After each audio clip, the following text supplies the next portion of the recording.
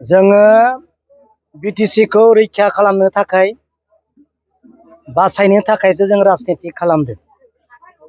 प्रमद बर' बिथाङा बिटिसिखौ 1500 करोड़ फैसाजों फाननानै फैदोंमोन।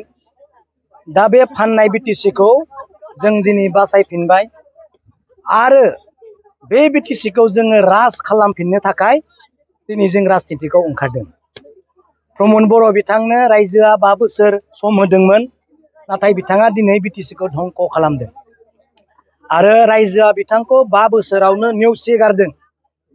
जाहोना जाहैबाय प्रमद बर' बिथाङा साधारन रायजोजों गैया, बिथांनि समाजा बिटिसिआव नङा, बिथाङा सासे रोङियायाव थानाय सासे बेक्तिसो।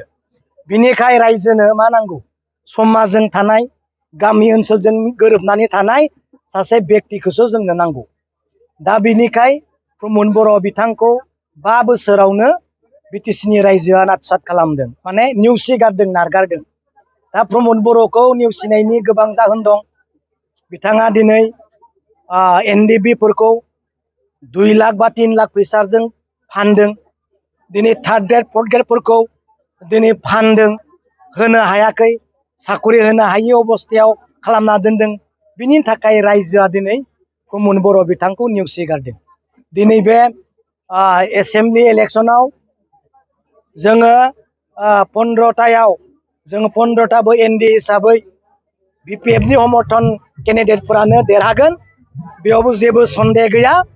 जों सरकार गैयि समावनो जों गसाइगावआवबो देरहादोंमोन, उदालगुरियाव माजबाटआव देरहादों, कालाइगावआव देरहादों आरो जोङो क'क्राझार रबिराम नार्जारि सार बिथाङा देरहादों। सरकाराव गैयियावनो जों जुदि देरहादोंब्ला सरकाराव थानायाव जों आरो गिनांगौ मा दं?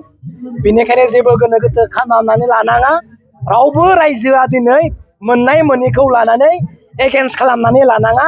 दासो 5 माहा जोंनि गभर्नमेन्टआ जुरिजेनदों, रावबो जेन दाय खालामनानै लाया। Thank you. डिक्लेयारखौ दिनै गाबोननि गेजेराव हयथ' होनो हागौ, बेखौ हाइ लेभेला खालामगोन। जोङो उन्दै लेभेलनि मावफारियाफोर बेखौ जोङो बारा एसेबां मिथिया।